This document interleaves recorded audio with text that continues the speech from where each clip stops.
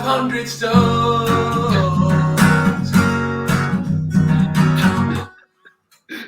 That one may be my favorite one so far, Brooklyn.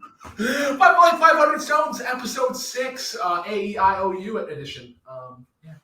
Yeah. Subtitled "Things Get Spicy." Spicy, yeah. Brooklyn, what? I gotta tell you something. I got a message from our next guest, basically calling out some of our previous thoughts on some songs. That means that we're doing something right. Then, if we're pissing off the viewers, then we're fighting a good fight. That is exactly true. The more we anger you, the viewers, the more joy and more pride we have in our show. Hi, I'm Honorary Moses. Puff Daddy did not say you're jingling, baby. Go ahead, baby. For you to give me the blasphemy that the original of Flavor in Your Ear is better than the remix. The original version of Flavor in Your Ear is better than the remix. Oh, it is so much better. It is tighter. It is more focused. And it, also, I have to say something real quick. For our first episode, I have to apologize for Sunday Morning Coming Down. That song slaps. As for Juveniles, Back That Ass Up, you can back that song up off of this list. You're absolutely That's okay. That song has gotten better, but I stand by the comments. When I Move, You Move, Just Like That is a better song. Please kick this man off. Please. Do you not know the amount of GIFs of Back That Ass Alone? Look up Prince Harry, Back That Ass Up, and you will see how iconic that song is in the history of all ass shaking ever. Come on, man. Look, I'm sure it's an iconic ass song, but it's not that good of a song. All right, so all right, okay. So let's get this thing started. Last time we were here, we ended on Merle Haggard's "Mama Tried." Rue, do you know anything about this song? Not off the name alone. No, I've heard of Merle Haggard before, but nah. Cool. All right. No, that's fine. Like, we don't expect everyone to know everything. They're not like Brooklyn and I. So with that, we're going to go to 375 and start this episode off with "Oh No!" Up on the Roof by the Drifters. I'll start us off with this one. I really like this song a lot. And I think it's two things. I believe the person taking the leads on this one is Rudy Lewis. His voice is amazing. I love it. And also, the one thing that I really love about this song the most are the lyrics. It's just so well written and crafted, and it's just something that I can really relate to, except for the fact that I would never climb up on my roof because I'm afraid of heights.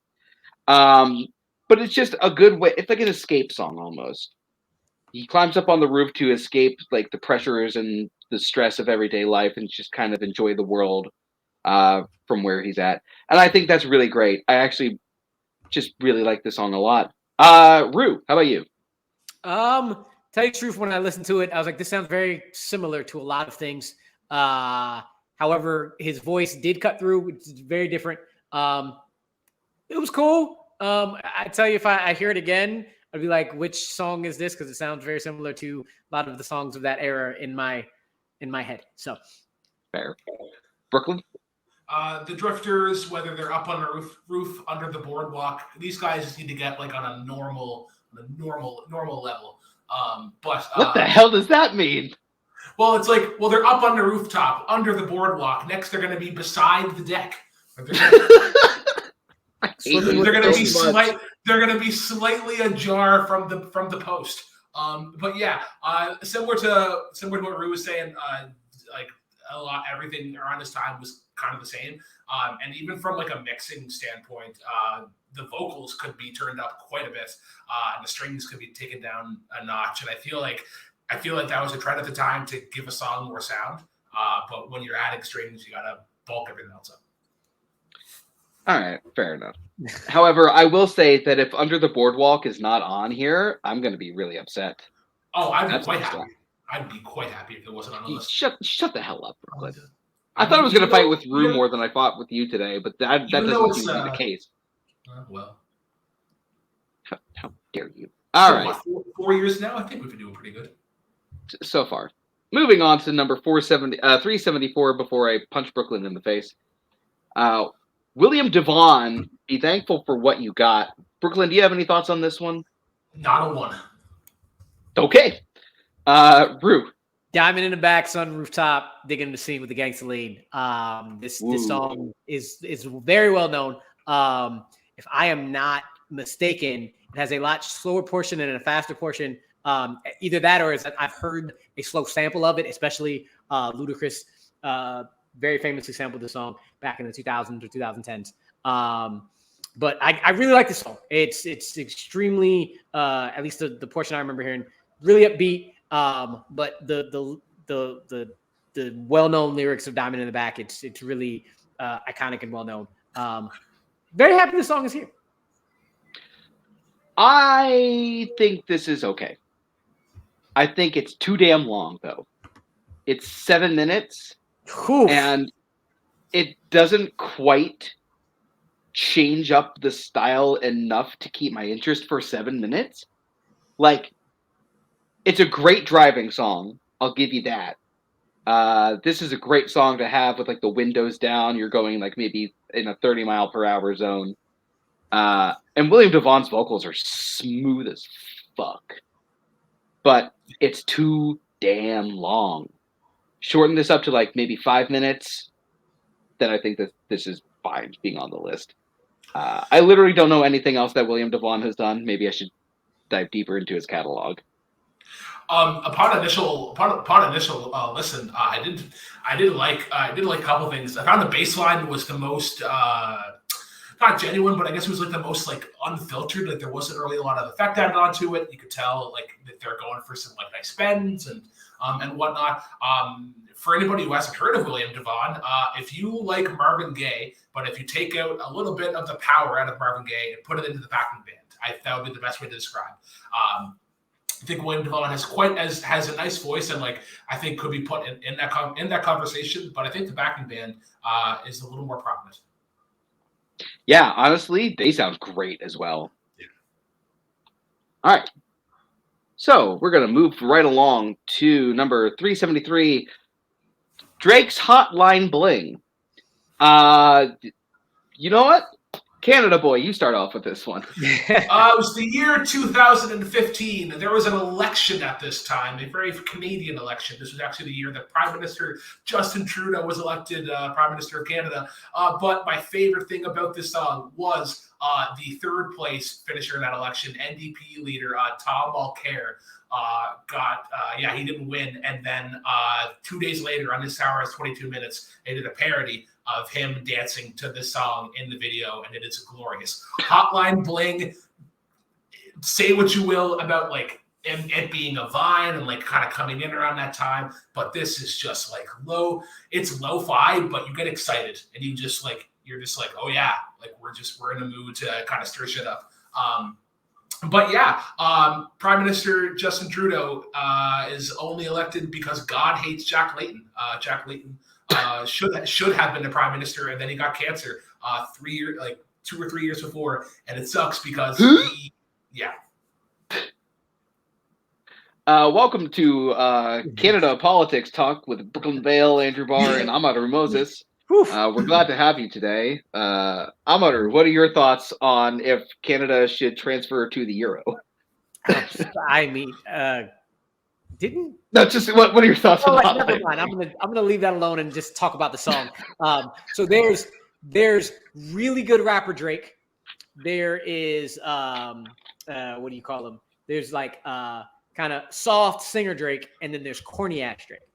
And I think this song is the perfect combination of corny ass Drake and good rapper Drake to get a catchy ass popish rap song that works on all levels.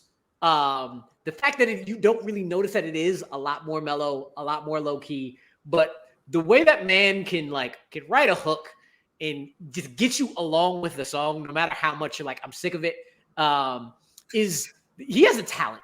He has a talent. He also has real talent as a rapper. This isn't necessarily one of them that shows his bars, but it shows his ability to make a hit. Now, whether or not it should be in the 300s, I don't know about all that. On the list, sure. I'll actually like I'll give that to him, just not this high. But this is like his lane. This is the lane. This is the perfect lane to ride when you're not getting when you're not going like Certified Lover Boy, which is trash, or Take Care, Thank Me Later, which are both amazing. It's that line right in the middle.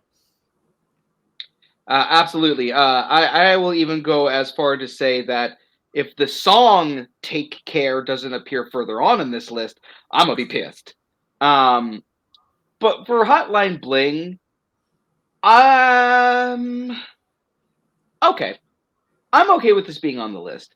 Because here's the other thing. Here's the other thing that the other kind of Drake that I think you forgot to mention, Rue, is slow, drudgy, boring-ass Drake. Where this is the complete opposite of.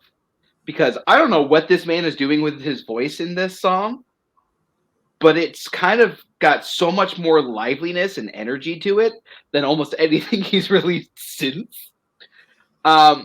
It's just like the way that he delivers his vocals in this are odd, but really engaging.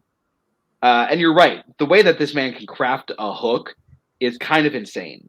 Because this is probably his best hook out of all the ones that I can think of, at least. And the sample, I think I wrote this down. It's called Why Can't We Live Together by Timmy Thomas. Tight. That's a great sample use right there. Because the moment you hear the opening to this song and you hear those like little keyboard things, it almost sounds like elevator jazz keyboards, immediately catches your attention. I think this is great. 373 may be a little high, maybe in the 400 range. Yeah, but probably. Don't mind it. What was that? I said probably too high, but I don't mind it though. I definitely have a different Take Care song besides Take Care, and another one that I hate but probably deserves to be on here. But let's see if what else Drake has on here. Just should have switched spots with California Dreamin', because California Dreamin' should be above Mama Tried, and then like where there's enough of a gap, I think, where Hotline Bling could like fit in like the low 400s. Yeah, I would probably agree with you, honestly. Okay. What are we juggling? I don't know. Relatives think otherwise. We're already off the rails. All right, moving on. Before Brooklyn and I embarrass ourselves any further. I Can't Make You Love Me by Bonnie Raitt. I'm going to start with this one. Andrew, you hate Bonnie Raitt, don't you? Wow. How dare you, sir? How dare you? I love Bonnie Raitt. And I think this song is great. What I really love about this song is just like the lyrical content. Because I think a lot of people can really connect with this song. It's basically a song about like wanting someone to love you, but you know that they don't, and forcing yourself to be okay with it, even if you really don't want to be okay with it. I think the way that Bonnie Raitt sings this song is heartbreaking, but because it's got that kind of warm ennui to it. It's sorrowful, but it's understanding. But there's like a little like anger and frustration to it. It's just masterfully done. Check out the Bon Iver cover of this as well, because it's really amazing. But Honorary, what do you think of this song? This isn't the Sarah McLachlan song that we see with sad puppies and cats. No. I didn't really know this song. I know Bonnie Raitt. Everything you said sounds right. I just don't know enough of the song to really say anything besides I heard it and that's immediately what I thought of. And I didn't want to listen anymore because I can't watch that commercial.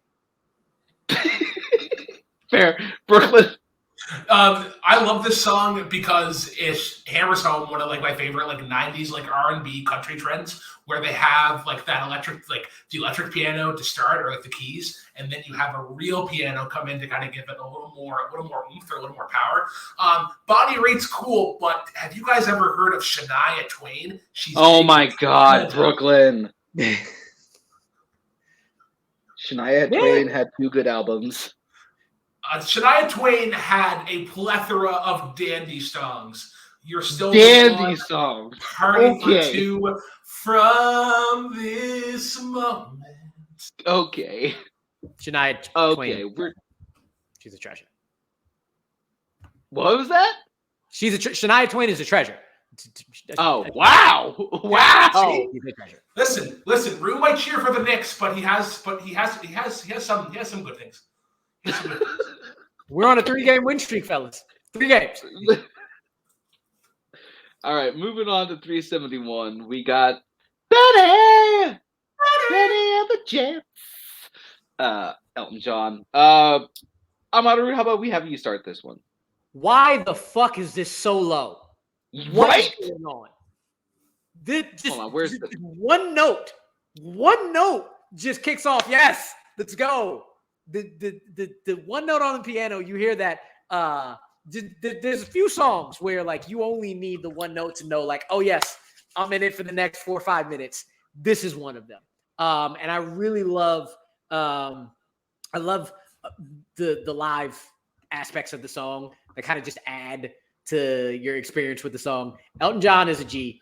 He kicked ass in Kingsman. He kicks ass in this song. I love the shit out of this song. It's so good. And the levels of it, just, the way it starts kind of slow and then builds. And again, the live aspect, it's a beautiful ass song. Love it. Yeah. So if I'm remembering this correctly, they had everything done and Elton wasn't really happy with it because he thought it was too normal and too conventional. And then I don't remember the name of the producer that worked on this one, but then he added that sound of a live audience into it and just entirely changed the dynamic of the song.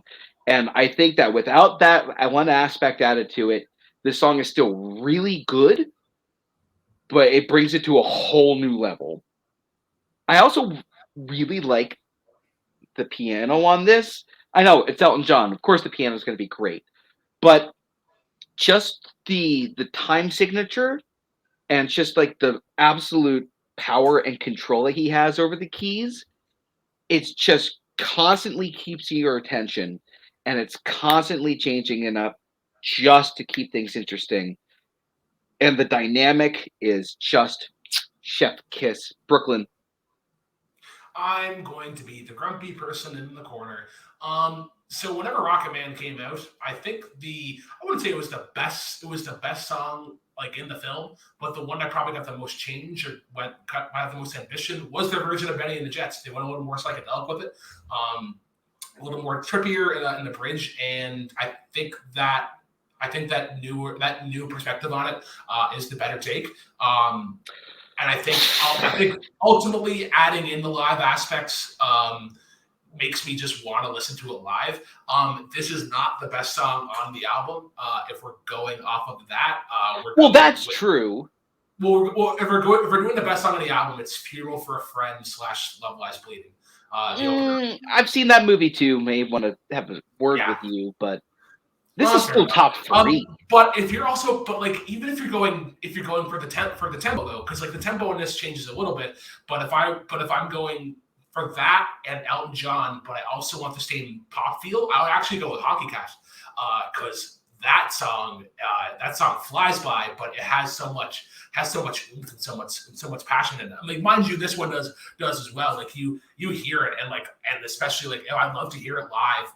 If you like, it's just screaming like Benny, like it's not even about him hitting the right note. It's about the theatricality. I think at the time, and like obviously Elton's a very very loud and bold person, and I think it's kind of fits accordingly. Okay. You saved yourself towards the end there. Moving on. This should be higher, by the way. Moving on to 370. It shouldn't. It's just fine where it is. Well, Brooklyn, do you think which do you think is better? Benny and the Jets by Elton John or Peggy Sue by Buddy Holly? Benny and the Jets by Elton John. Why? I want to hear this book report. Because Peggy Sue, I don't know if Peggy Sue would get remembered if Buddy Holly didn't die in a car crash. Or a plane crash, rather. I was about to say. Yeah, in a plane crash. Because Chuck Berry was clearly the better artist at the time and the better pioneer and trailblazer. And I think Buddy Holly is kind of like he's more notorious for like what happened to him as opposed to like what he contributed as an artist. Wow. Okay, because I actually really like Buddy Holly. I think That'll Be the Day is a great song, and I think that he and the Crickets have a couple of great tracks to their name. This is not one of them. I know that for some reason, soundtracks to movies, especially ones that take place in the 50s, love to use this song. And I don't know why, because something is off with this song. I don't know if the instrumentation is somehow like behind the melody of the vocals, or if it's vice versa, if it's just like the super simplicity of the lyrics. There's something that's not right. If you're going to repeat something over and over and over again, it's got to hit. And I heard this and I was like, am I listening to a parody? What the fuck is this? Because the man can't sing. There is no melody I am enjoying in this. And then he goes, pretty. I'm like, I'm done. No. Rue, I promise you, he has at least one great song to his name. It ain't this one. If there's anything about the song that I think frustrates me the most, it's how it's mixed, because this style is still it still holds up and it's still being used. Like I think the song that kind of goes to mind for me, there's an artist here, Joel Plaskett. He kind of came up with a big hit called Nowhere With You, and it's that same deal, like rolling drums and this big strumming guitar. But to quote that Fletcher dude in Whiplash, I believe they're dragging. And they're just lazy. They're just lazy strumming. The drums should be more mixed.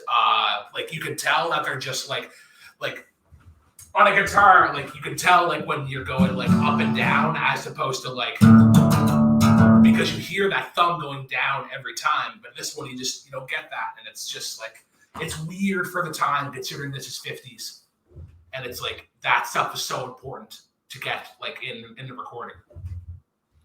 All right, Rue, any last thoughts before we move on? God no. Fair enough. Moving on to 369. Nice.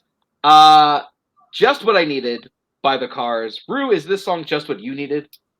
Look, I see this and I see car commercials and upbeat movie montages, and I'm here for it. I mean, it's catchy as fuck, man. It really, really is. I'm good with this placement. I'm good with this being here.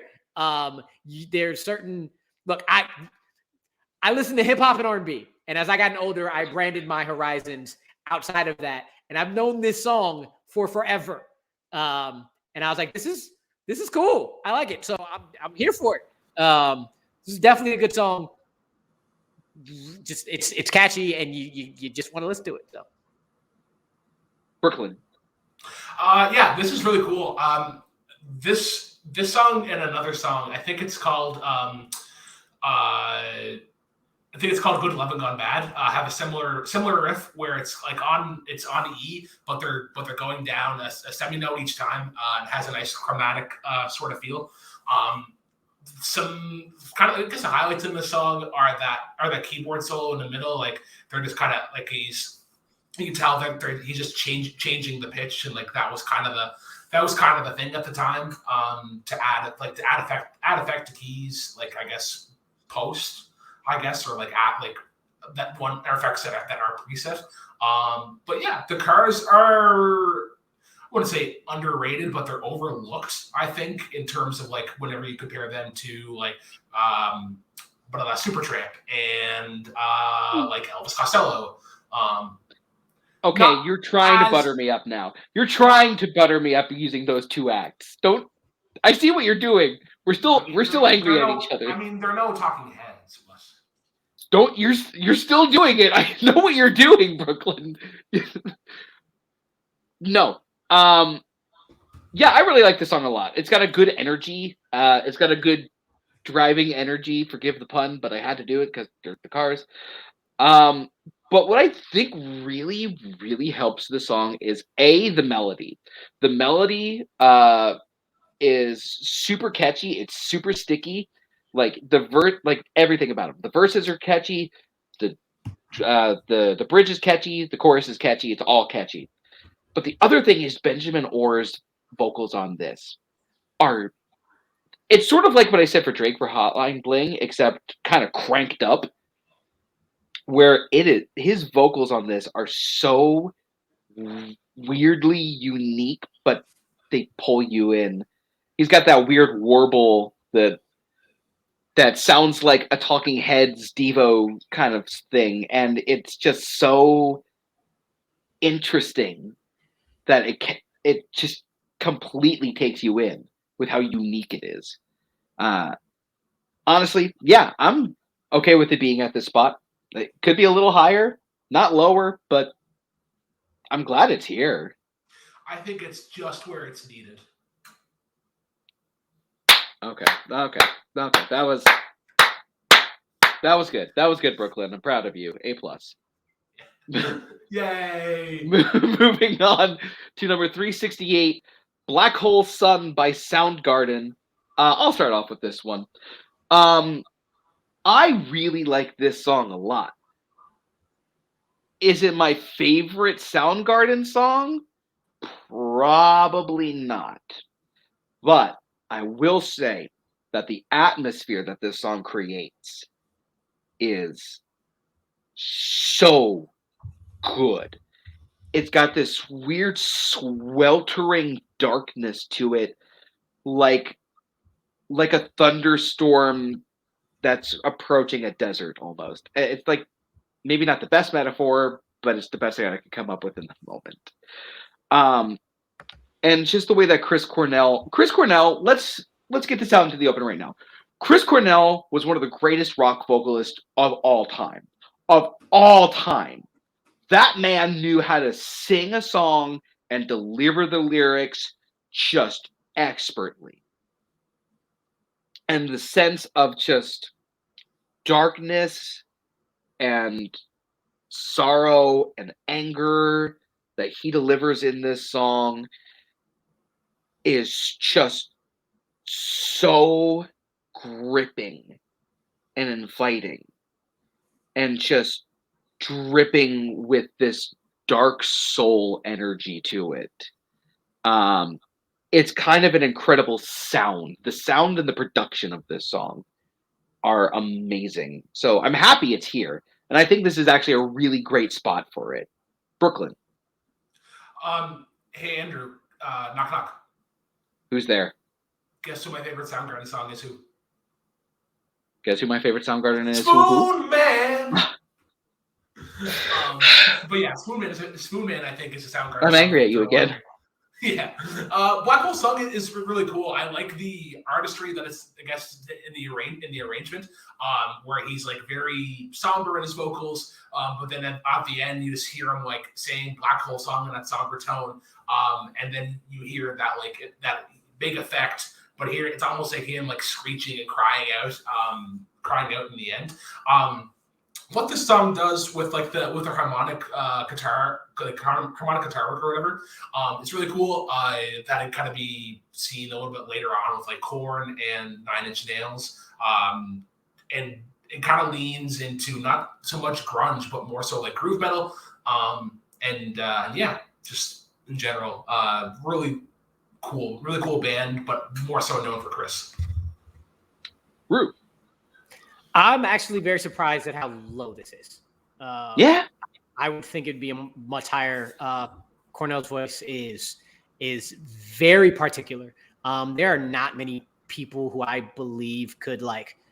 This might be a random ass comparison, but like could go ahead and like replace Kurt Cobain in some of his songs and just stay. And like I feel like okay, he could probably sing "Smells Like Teen Spirit" and kill the shit out of it. And Black Hole Sun is one of the just really particular like it hits you in a mood, and again it's dark and you say it's kind of warm at the same time, and you're just like you can't not listen to this. It's again dope ass song. Really surprised that it's not higher than this thing. Yeah, I kind of agree with you because this is kind of a legendary song now in like the rock sphere. So I'm surprised this doesn't hit like at least the 200 range. What about you, Brooklyn? I mean, it's above Everlong. That's kind of the important thing, and it's above Alive. I think there's one other grunge song that is going to be above this. For sure. I think. Well, no, sorry, not that one. But I think even if you take off the obvious "Smells Like Teen Spirit," I think there's another Pearl Jam song that should be above this. Black? Jeremy. Oh, Jeremy too. That would be a good choice. We'll see if any of those show up as we move on to number 367, "Thinking About You" by Frank Ocean. Rue, I'm going to let you start with this one because I know you and Frank Ocean are good buddies. If "Thinking About You" is 367, Frank should have at least 3 or 4 more songs on this list. Because this is one of his more mainstream. And even as mainstream as this is, when it hit, it was so different than a lot of the R&B that was out at that time. You forget sometimes. This man is so talented. You forget what he can do. And the fact that he hits that high note, I don't know if it's falsetto, but he hits that right in the middle of the chorus. I don't want to attempt it, but don't think so far. I've tried. It's hard. I want to try it, but the man is so good. And just going in, "A tornado comes around," or just the melody and the flow and the pocket he gets in a verse. That's the verse that he hits a pocket. And then it's the chorus where he really gets into the talent of his singing and his range. And you're just like, it's an introduction of introductions. And again, if there aren't at least 2 more songs from him later in this list, they are disrespecting the hell out of this man. This song is amazing, though. Yeah, I agree. I love this song a lot. What I really love about this is not only is Frank Ocean's like delivery just perfect, like the control in his voice, it's so good, and it's just you're right that note that he hits is kind of insane. But it's also just like it's almost this stream of consciousness kind of sound to it, which is just really engaging because this is obviously about an ex and like still trying to act tough while struggling with your internal motions. And the fact that the fact that he just stopped, like the chorus just stops the stream of consciousness. You're just going and going, and all of a sudden you hit, "I've been thinking about you," and then you're like, okay, wait, whoa, back that up. What did you just switch up? And then going right back into it in the second verse. It's beautifully crafted. Yeah, it's just a really impressive song, and the production on this is lush and it's gorgeous.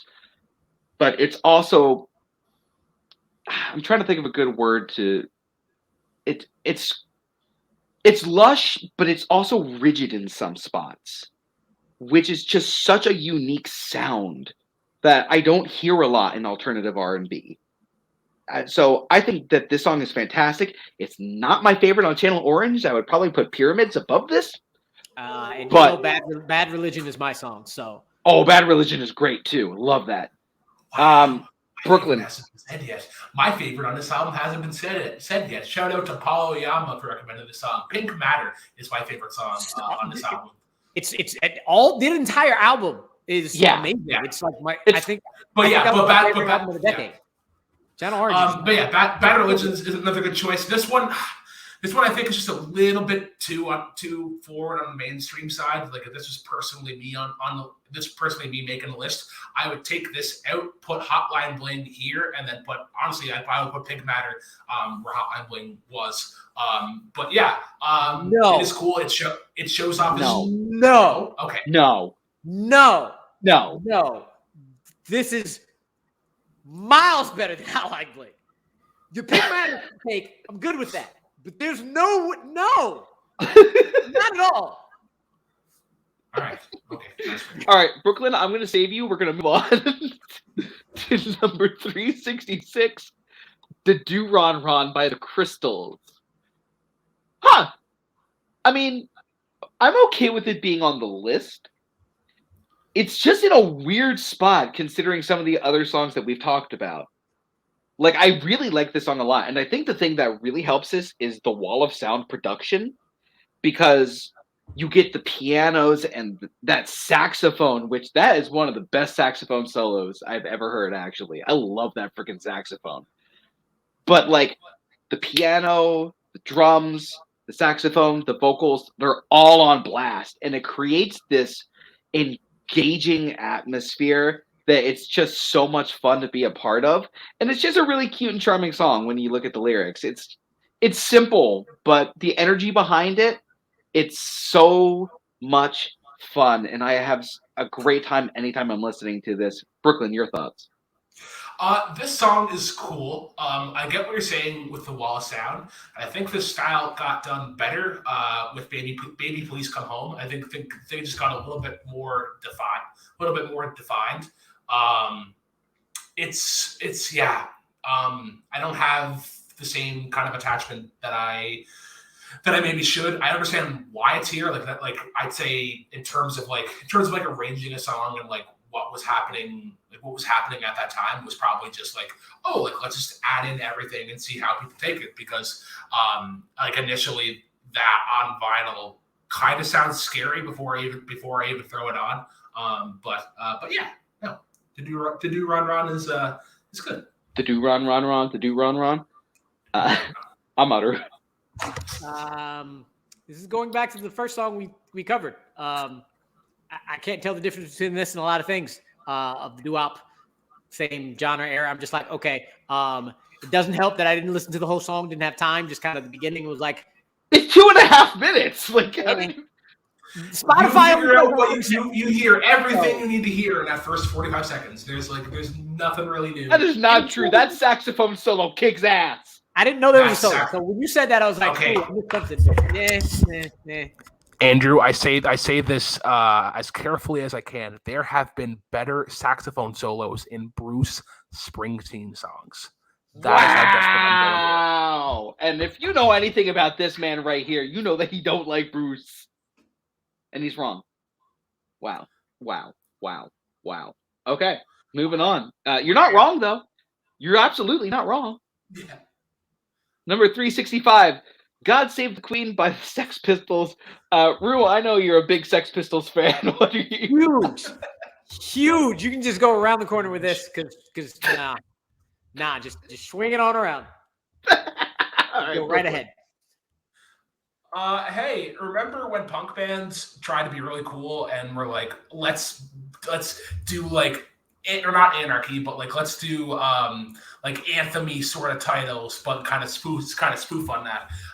That's basically what punk is, and it's just kind of there. Okay, I'll talk about this song then. I like it.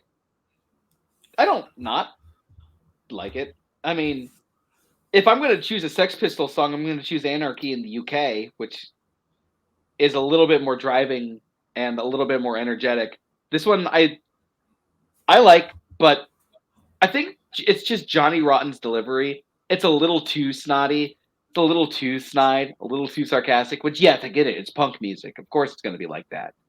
But it's just not as fun as a lot of other punk music kind of is. I'm being weird. I can't think of a good way to put this. It's good. I don't think it belongs on the list, though. That's all. All right. Moving on to 364. Box of Rain by the Grateful Dead. I'm just basically kind of going to repeat what I said last one. It's good.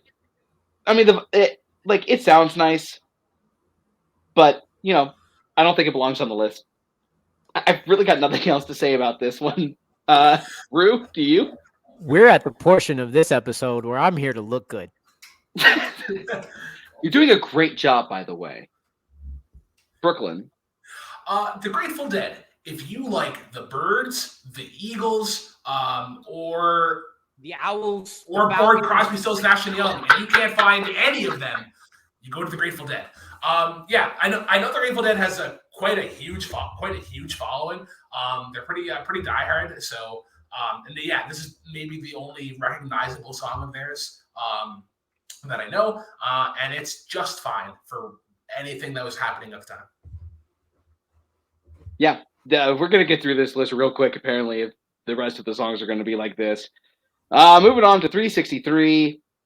Could You Be Loved by Bob Marley and the Wailers. Rue, you done looking pretty? Yes. Yeah. Well, no, that never stops. But this man, it's the Wailers, man. Bob Marley. Just there's not many people that make you feel as good as they can do, and this is one of the songs. When they start, you just want to join in with them when they start. Could You Be Loved? And be loved, and it just fills your heart. It is just the warmness and the ability to just. This is a song you're gonna sing with everybody. You're gonna bring your community together, and you're gonna sway, and you're gonna nod your head. And this is a beautiful, upbeat, just engrossing song that is. There's I've seen my portion of the list. This is the start of the like, why in the hell are these songs this low? Because damn, this is a great song. Yeah, absolutely. Honestly, I think that Bob Marley was a genius. I think that he was an absolute genius, and the rest of the Wailers were just as amazing. The guitar in this song. Oh my God, the guitar in this song. It's one of the greatest guitar riffs of all time, in my opinion. I think that it is just one of the strongest, catchiest, stickiest guitar lines ever. Bob Marley's delivery on these lyrics are just incredible because when he sings, he's inviting you to sing along with him. He's inviting you to feel the things that he's feeling. Like he is reaching his hand out to take you and lead you when it comes to his songs.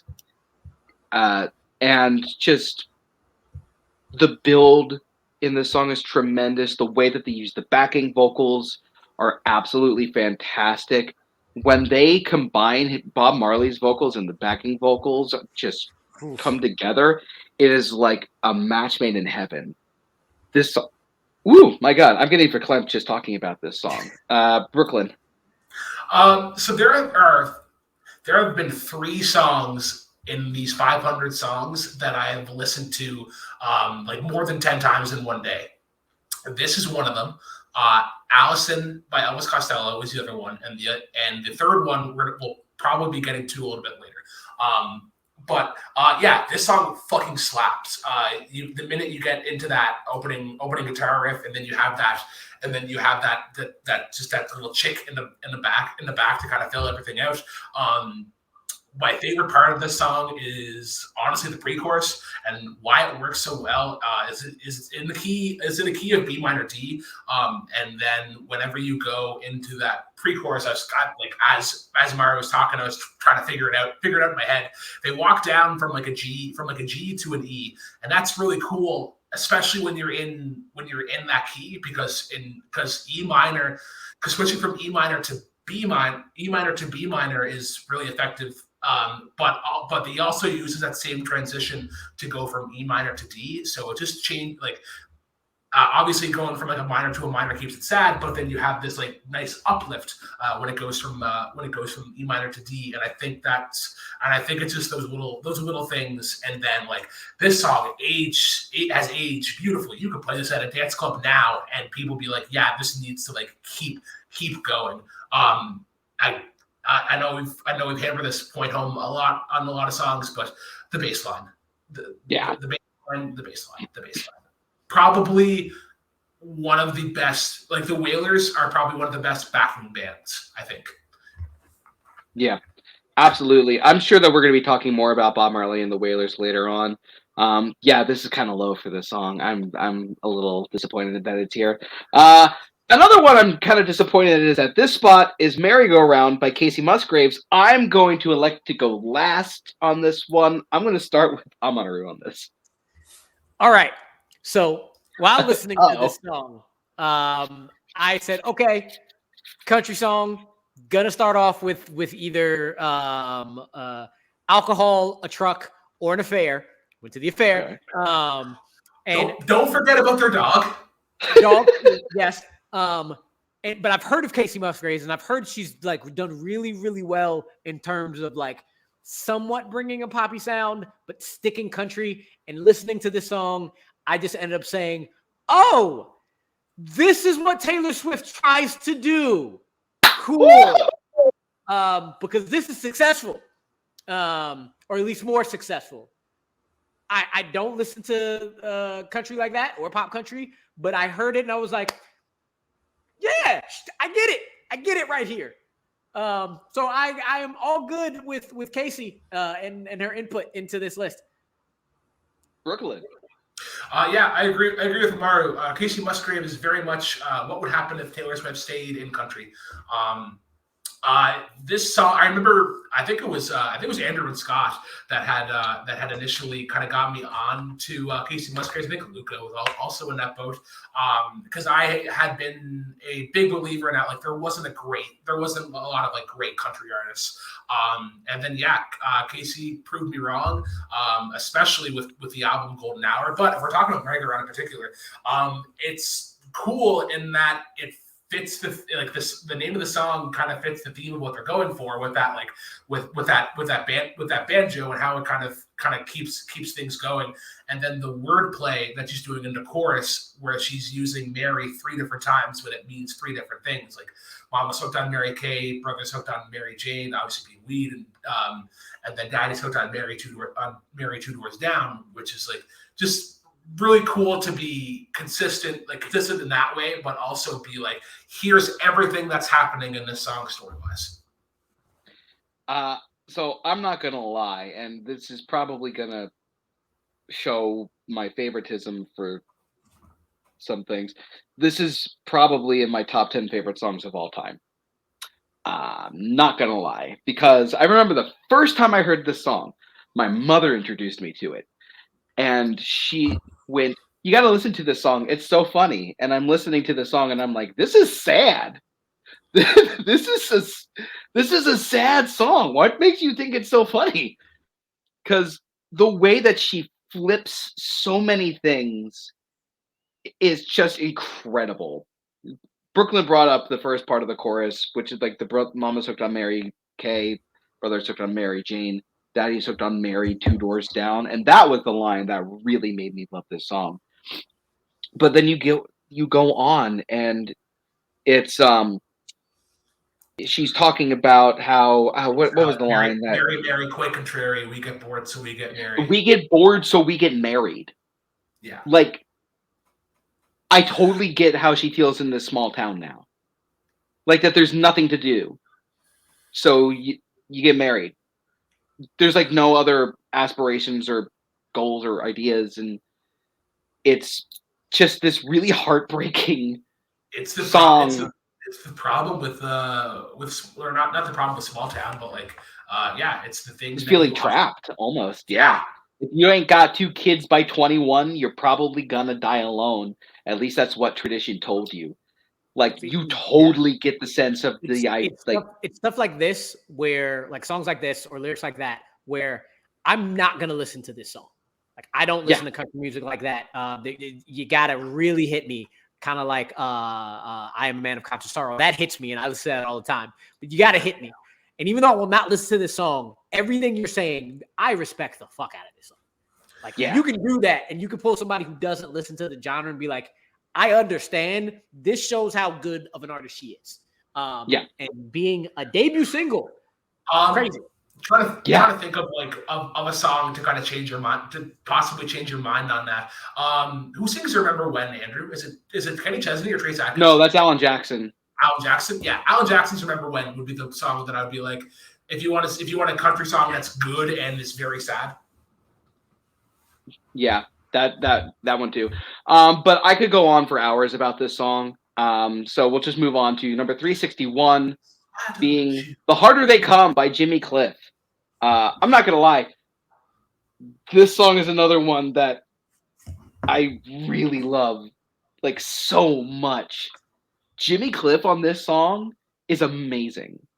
Like, just the way that he delivers that one line, "As sure as the sun." I can't remember the lyrics, but "As sure as the sun comes in to shine, I'm gonna get mine," or something like that. Just there's so much hope in there, but it's hope that's like a diamond in a coal mine, because there's so much weariness and like tiredness that you hear in Jimmy Cliff's vocals, but there's just something about the way he delivers this with so much hope and so much passion, and just lyrically speaking, it's such a hopeful song. I honestly, it's hard for me to put this one into words. Rue, can you do a better job than me? No, because I really haven't heard this song, and coming right off of Bob Marley and the Wailers to this, it was really hard to be like, oh, this is I can't say it's a knockoff because I don't know what it is, so I'm not going to call it a knockoff, but I hear them like, same vibe, sure, sounds cool, but because I haven't really heard it before, I can't add much to it outside of kind of feels like a son, or at least a peer or something of Bob Marley and the Wailers. Yeah, I can see that. Brooklyn. I'm gonna echo what Rue was saying, but also I would say, like, this is kind of like similar to Should You Be or Could You Be Loved, but also very similar to like Midnight Train in Georgia, and like how the horns are brought in, and kind of like the grandeur of it, how this song got above those two in particular. But yeah, I'm sure after a few more listens, I'd probably like kind of get the draw, and like why maybe went over Could You Be Loved. Yeah, it's gonna bother me. What came out first? What was the years on this? This is 72. So Could You Be Loved was 1980. This was 1972. Okay, so then Could You Be Loved is a offspring of this. Whatever it is, sounds very similar. Let me just double check. It's only 1980. Okay, so then flip it, because I don't want to say wrong. I don't want to be wrong and say it's a copy of the other. But definitely, then they were definitely influenced by this. Just kind of same vibe. So fair. All right, 360. Little Red Corvette by Prince. Brooklyn, let's have you start with this one. Little Red Corvette. Prince is an incredible guitarist. You shut your mouth, Caleb Coho. Actually, no, wait, Caleb Coho. That's the one thing that Caleb will give him. Yeah, sorry, that is the one thing that he will give him. Caleb, you are right. Prince is a good guitarist, and this is one of the examples. The screech that he pulls off in the bridge, and just like, I think this is one of Prince's best choruses. And especially just like how everything is arranged, like says that little lick in between the lines, and then how he kind of rolls off the line of maybe you're much too fast, as kind of like give him distance as well. Like I like how songs in general are able to evoke the same emotion that they're presenting in that line. And yeah. Rue. This man has vocals. Screw everybody.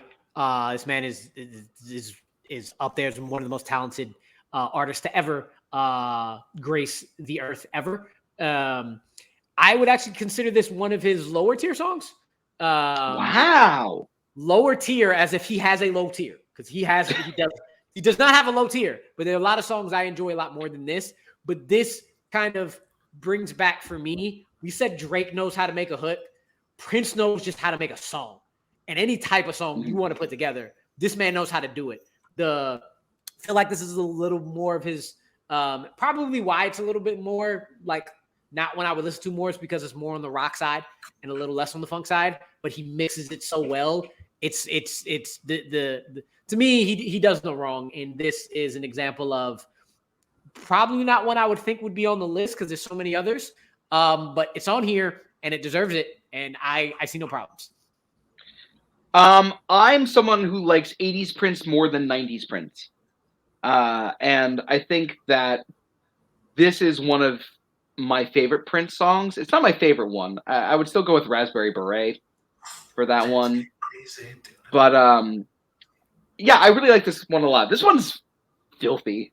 If you listen to the lyrics. Man. He was a filthy man, and we loved him for it. Yeah, I got one of the lines right here. I guess I must be dumb because you had a pocket full of horses, Trojan, some of them used. Ew. As he wrote this in the back of a car. So, yep. Apropos. We all know what that little red Corvette actually means, but it's done in such an oddly classy way, in a sense, that it just really works. Like, this song just really works a lot. I like this song. I dig this. I'm happy it's here. I think this is the perfect spot for it on this list, though. Any higher, kind of insane. Any lower would just be wrong. But with that, we're going to go to 359. Killing Me Softly with his song, the Fugees version.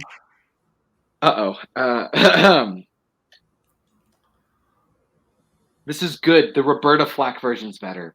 That's Get the fuck out of here, Andrew. Get the fuck out of here. That's all I'm going to say. Now. That's all I'm going to say. The Roberta Flack version's better. What is Wycliffe doing on this song? He doesn't need to be on this song. Hip-hop ad-lib of all time. What are you talking about? 2 times. One time. Look, you played this song, and people are singing. But everybody in the fucking stadium is saying, one time, everyone. We're waiting for that. Everyone except for me. Oh, that is one of the greatest ad-libs ever. Sure. Okay. And I'm sorry, Miss Flack, you're amazing, but Lauryn Hill's voice is like 1 in a million. That's true. Absolutely. Not necessarily the best vocalist we've ever heard with the best, just her voice and how she uses it and how she sings and raps. When Wyclef says, take him to the bridge, and she immediately hits that note, it's beautiful. You talked about it earlier using the backing vocals. When they get to the chorus and they go from almost low key, almost an a cappella verse. That's how little the music is actually there when it starts. And then the beat hits and the backing vocal hits for when she starts singing Killing Me Softly. Add in the hit with One Time. And it is such a well-composed hit of a song that is delivered beautifully. And it's hip-hop, it's R&B, it's a love letter to the song before, a remake that adds on to the original. It is fucking beautiful. Brooklyn? Yeah, this song is awesome. My favorite part in it is actually probably the opening, where it's just her and the boombox. Rue kind of touched on it earlier, and what she's doing, like she's adding in certain little strains. Or rolling off, or not rolling off certain words, but like this kind of like not ending off of a word cleanly to kind of give that same sort of like buzz that like a saxophone would give. Say what you will about her as a person, but she is a really good singer. I think in terms of like the flow, I guess, and how she's able to kind of dip in and out. I'd love to just give her a beat, kind of just freestyle for a while. Not necessarily rapping, but maybe just kind of with singing and like what she could do with sampling and covers. Because like you could look at this as a cover, but you could also look at this as like a almost like a retailer. I don't know. It's more of like a retelling, I suppose, like a cover. Just those 4 notes, bow, bow, bow, bow, and it hits, bruh. Come on. The Roberta Flack version is still better.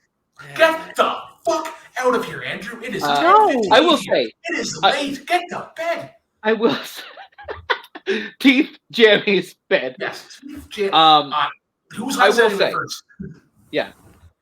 I will say that Lauryn Hill is a fantastic vocalist. I love her as a vocalist.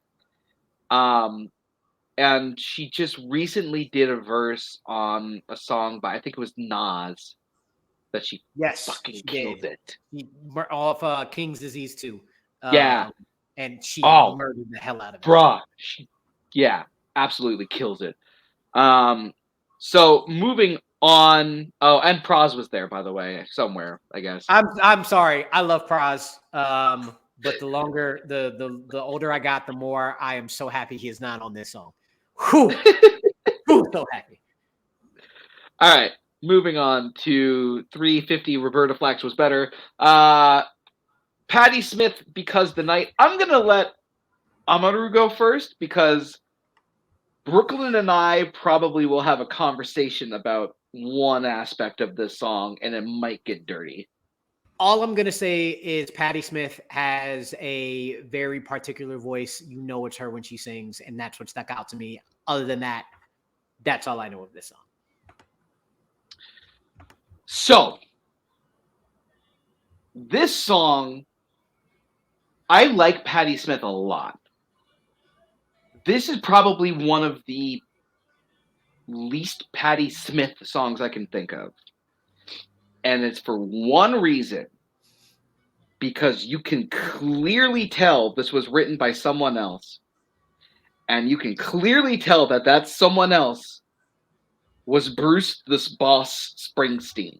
This is a Springsteen song disguised as a Patti Smith song. And I don't think it works.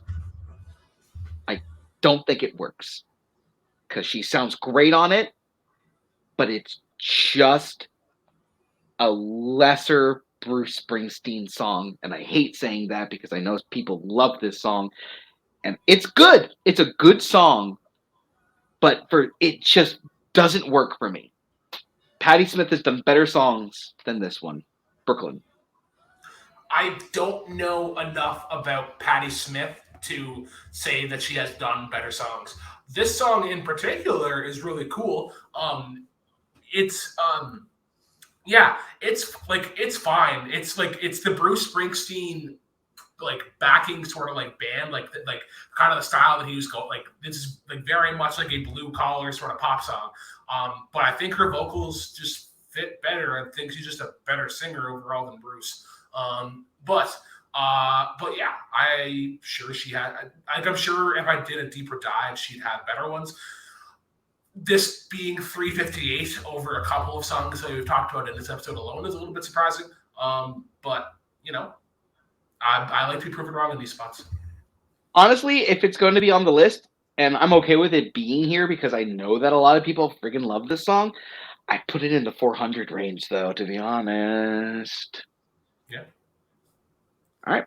Moving on before I anger anyone else to number 357, Blank Space by Taylor Swift. Where's Scott Harvey? Is he backstage? No, is he backstage? No, he's not backstage. No, not back. No. All right.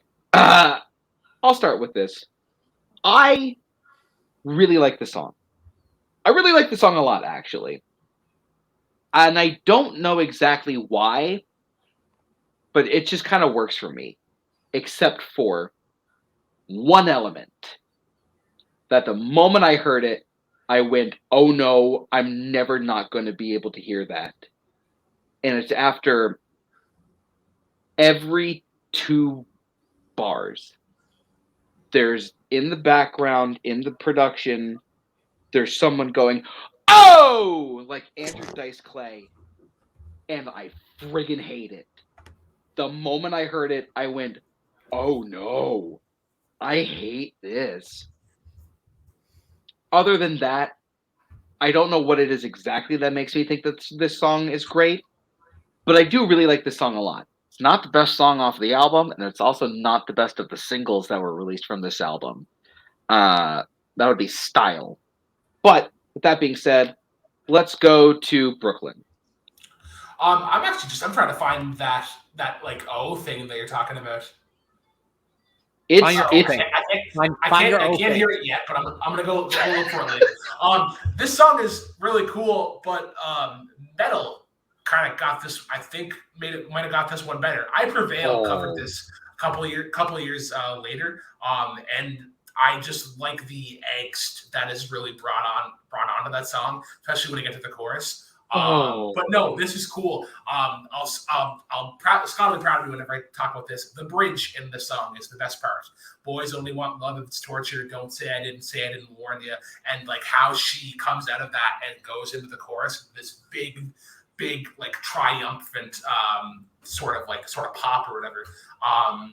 Because the song in general is kind of like not sad, but like, oh, like if I'm going down, you're gonna come down with me. Like, so it's gonna be forever. We're gonna go down in flames. But yeah. Root. I think that listening to you two kind of answered a question for me. Because I don't know why Taylor Swift is successful. Because I don't think she's the greatest of singers. I don't think she's the greatest of artists. And then listening to you two, I kind of got it because at least for me, she's the exact opposite of me.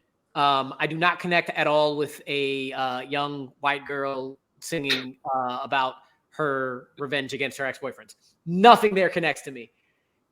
Except listening to this, I think I figured it out.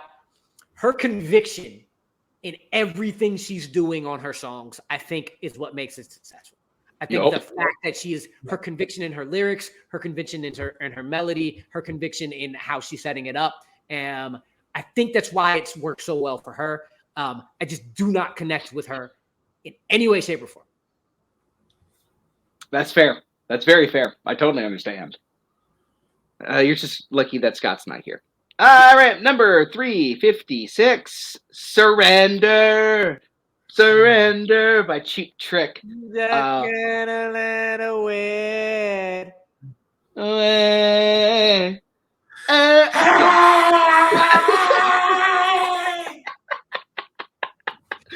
going to go back to the Cars and just say, what movie am I watching? Because this is another one. We're watching Daddy Daycare. There you go. Again, I'm happy to see this song on here. I know the song. It's unique. The vocals are like, I've not really heard this anywhere else. And when you're able to catch anybody and everybody, like, I know this song, it deserves to be on a list like this. Good inclusion. I like it. Brooklyn. One of the few songs on this list, I think in general, that actually has like a key change that pays off. The key change in this is really cool. It starts from B to C for anybody playing along at home. Yeah, I honestly, it's just the construction of the song is genius. Song Exploder. There's a podcast called Song Exploder where they do like a deep dive into the creation of songs. Does an episode on this, and I was listening to it, and I realized how genius that Cheap Trick were. They really are a genius band. Just the way that they were able to piece by piece create this instantly memorable riff. The keyboard in this, that do do do do do do do do do do do do do do do do in the background, just creating this like almost epic sense to it. And just the vocals, the way that he's just be able to throw himself into these vocals and then slide down, and just the layering, it's incredible. There's a reason that it's used in a lot of movies, and this just friggin' rocks. I'm so happy it's here. It should be higher, in my opinion. This should be in the top 200, in my opinion. Absolutely. Moving on to 355, Don't Leave Me This Way by Thelma Houston. Brooklyn, let's have you start with this one. Come back to me. Okay. Rue. I think I was doing the same thing only because I want to remind myself of it. Every time I listen to this again, I was like, disco. This is the song of disco. This is it. This is the hit. This is the one everybody knows. It's great. It is just, you want to get up and dance. And I think it hits everything of why that genre was so damn popular.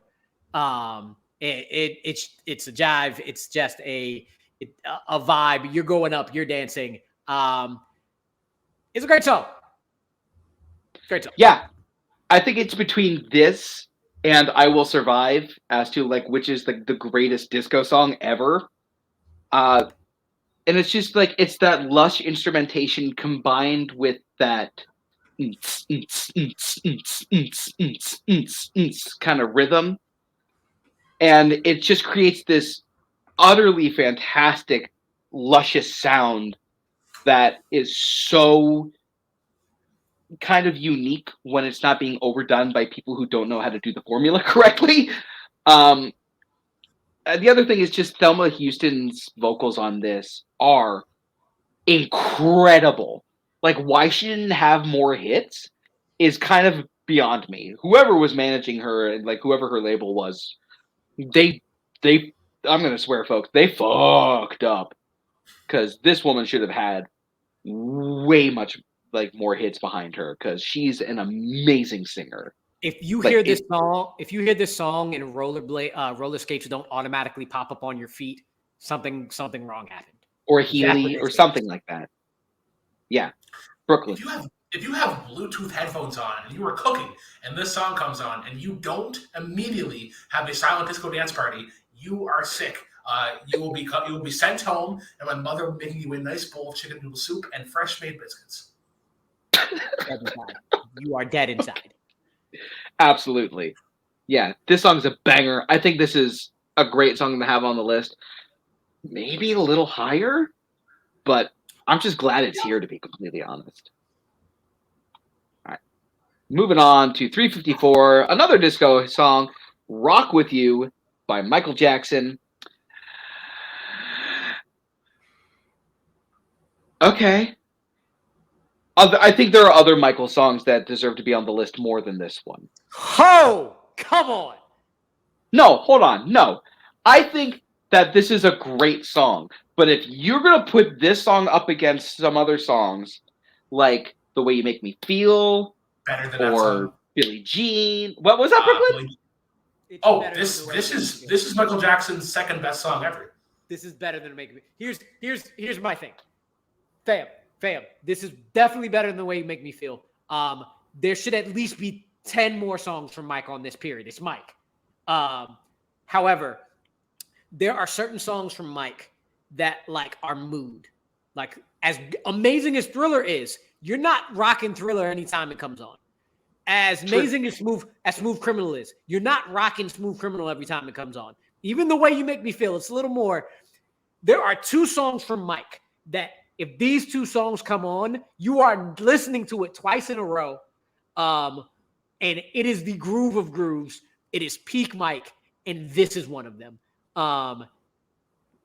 We're about to get into a roll of songs where I'm like, what the fuck is wrong with all of you? Why does it even have a 3 in the fucking number? This and Don't Stop Till You Get Enough are intertwined in my mind as two of the best consistent songs. No matter what you're doing, these two hit, and you are instantly in a better mood. It is I will agree with auto run that thing back. I will agree with the second one that you brought up. Look, I think that this song has one super strength, and that is Quincy Jones's production. Quincy Jones's production on this is incredible. I think that this is just peak Quincy right here. But I for some reason, this one just doesn't hit me as much as other Michael songs. That's all I'm going to say. Brooklyn. Bass line in this is super fucking clean. Another awesome key change. I believe these got I think it's like C sharp to might be like E flat or something. But it's something like not in the ordinary.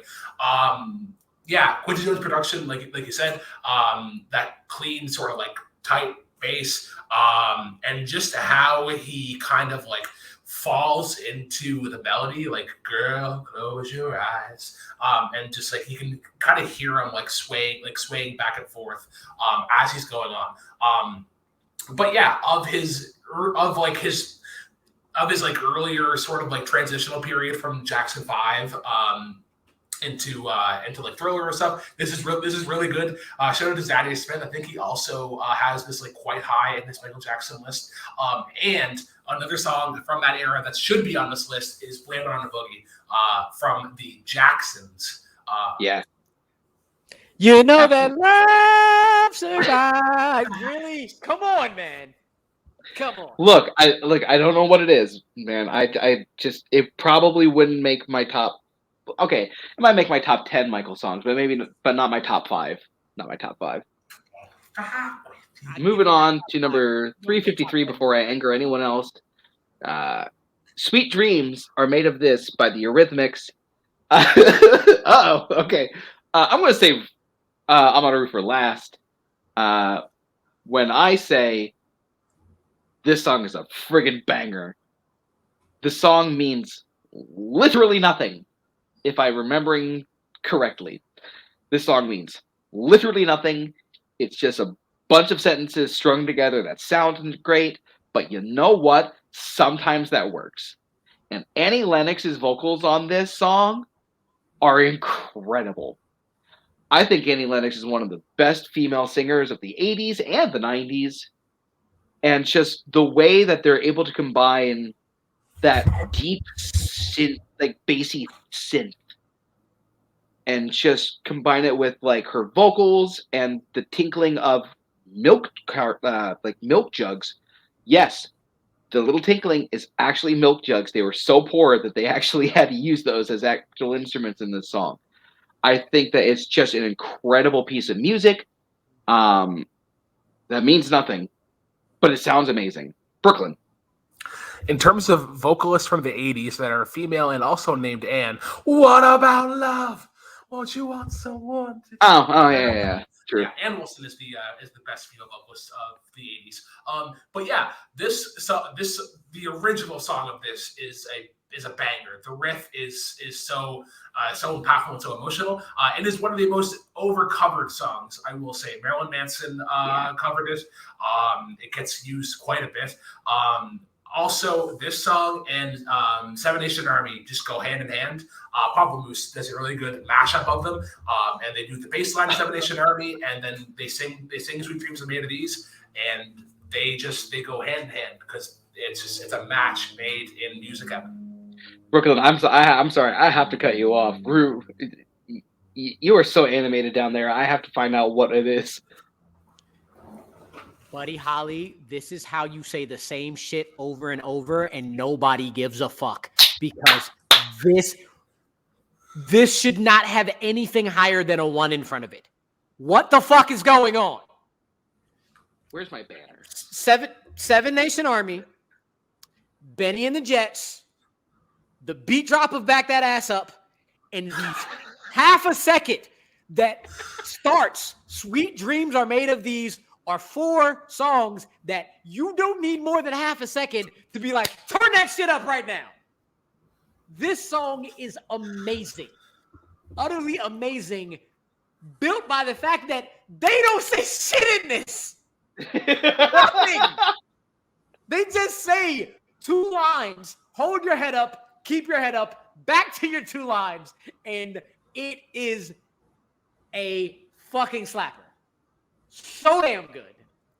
Yeah. Annie Lennox, what is wrong with y'all?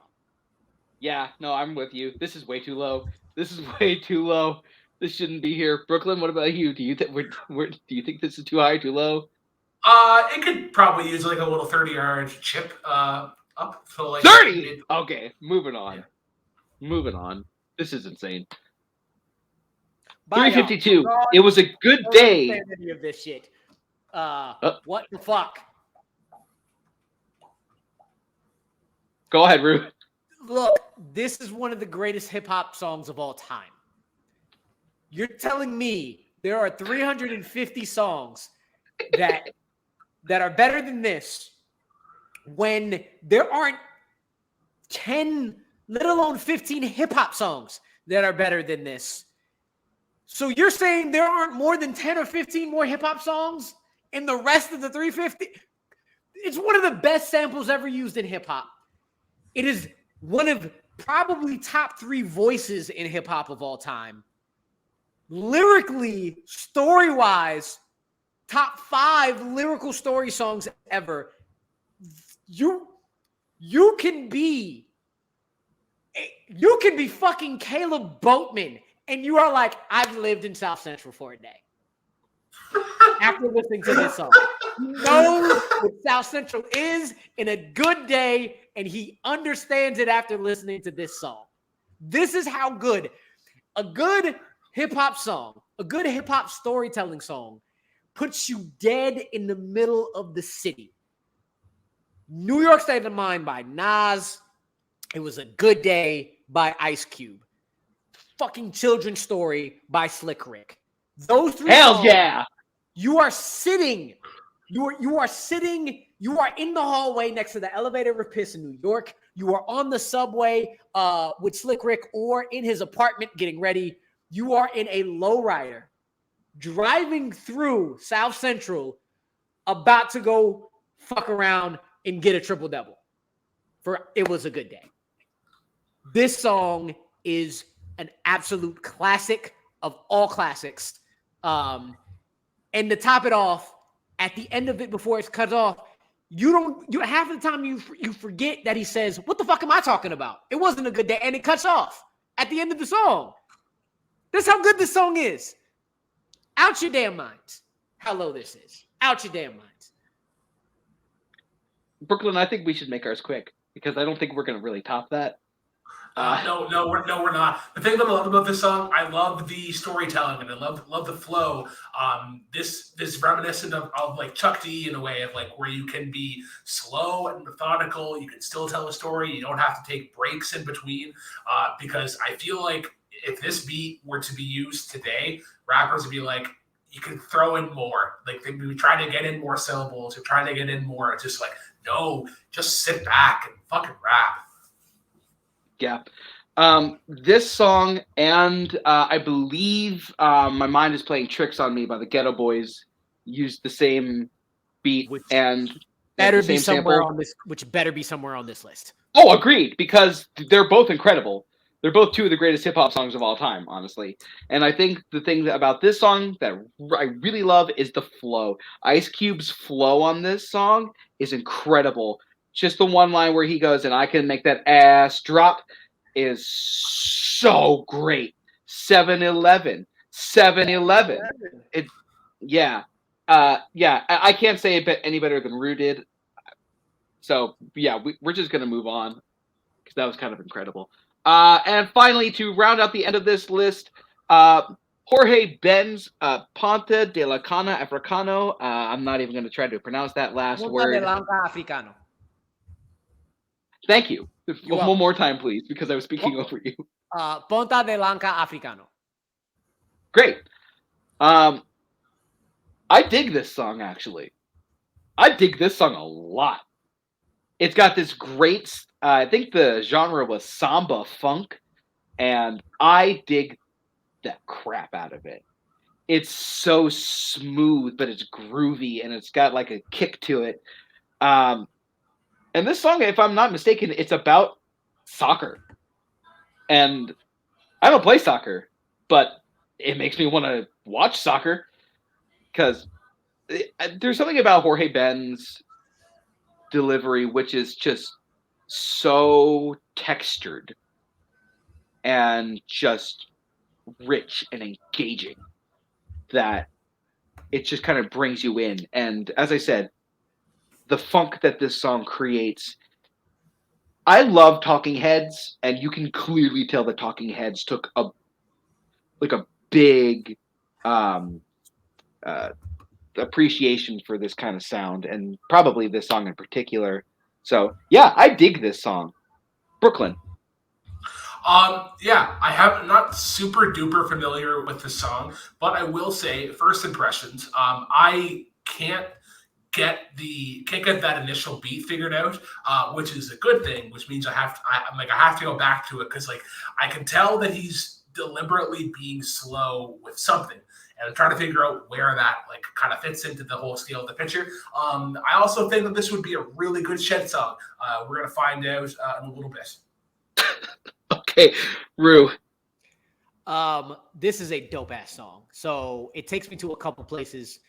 One, this takes me through my Theo's house in Albuquerque, New Mexico. My Thea is cooking something beautiful that smells delicious, and this song is playing, and it's like it should be along there with Celia Cruz and Tio Puente and all just the samba-ness of it and the rhythm and the funk.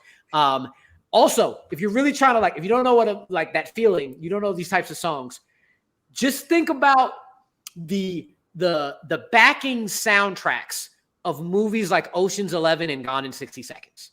Yes. And it fits perfectly in there and everybody hears the guitar and the funk of the guitar. But if you're really listening, I don't know if it's maracas or a different shaker, but somebody is playing the fuck out of that instrument. The rhythm and the funk that comes out of that shaker is crazy, and you're in it. And then all of a sudden, halfway through the song, a break beat hits, and he starts doing this call and response, and you're like, "Where the fuck did this just go? Oh my god!" Yes. And it gets so much better, and it's just like you thought it was funky, and then that break beat and song and call and response rapping basically comes on. And you're just like, I want to just be up, grab my Thea, and just dance in the middle of the hallway while the food is cooking. And then she runs back there, and I grab some other family members, and we're just dancing the entire song. It is funky as hell. See, Rue, I'm so glad we brought you on because you're better at framing these songs than I am. So much better. I did not know this song until I saw the list, and I heard the beginning of it. I was like, I got to listen to this whole thing. And that's where it took me. It is a great song. Yeah, absolutely. It's got so much swagger to it. So, all right, with that, that is the end of this section of the list. So I'm going to ask our panelists the same thing I ask at the end of every episode now. If you had to pick just one single song out of this section of the list, what would you automatically put in the top 100? Brooklyn, I'm going to start with you this time. Could you be loved? Okay. Simple enough. Rue. This one is hard because there is at least 5 or 6 different songs. Right? Including Could You Be Loved that I'm like, what are you doing? You said top 100, right? Yep. And it hurts my heart because there's other ones I'd love, but my gut keeps going back to it, and it's Sweet Dreams Are Made of This. That song hits so damn hard. And my gut kept going back to it.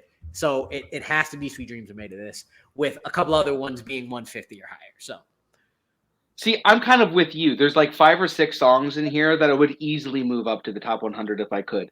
That's one of them. It Was a Good Day is one of them. Surrender is one of them. Benny and the Jets, The Harder They Come, Merry Go Round. Those are probably the ones that I come up the top of my head. With You, It Was a Good Day, Killing Them Softly. It's just many. Now the question is, do I pick the song that I personally love the most, which is Merry Go Round, or do I pick the song which I think is technically better, which is It Was a Good Day? And I would, if I'm going to go with all honesty, I'm probably, I'm going to go with It Was a Good Day. Yeah. I technically love Merry Go Round better, but I think It Was a Good Day. It's just technically a better song. So with that, I want to thank Honorary Moses for coming and joining us today. We would love to have you. back sometime in the future. Yes, I'd love to be back on for sure. Great. We'll probably find more things to fight about. I fought with Brooklyn more than I fought with you today. You did, because we weren't talking about back that ass up with Flavor in here, so it's fine. No, that's fair. Roberta Flack was still better. So what the with with that being said, that is Amon Moses. That is Brooklyn Vale. We did it, Brooklyn. We got through another one. Any last thoughts before we head out? No, you should be in bed. It's 11:30 now. Teeth jammies. No Who's Eyes It Anyway. You get to watch one episode of The Weekenders, and that's it. Oh, that's your favorite show, not mine. But with that, I'm Andrew James Barr. Thank you so much for watching and listening, and keep on rocking. Drive safely. And we end the broadcast because that's what professional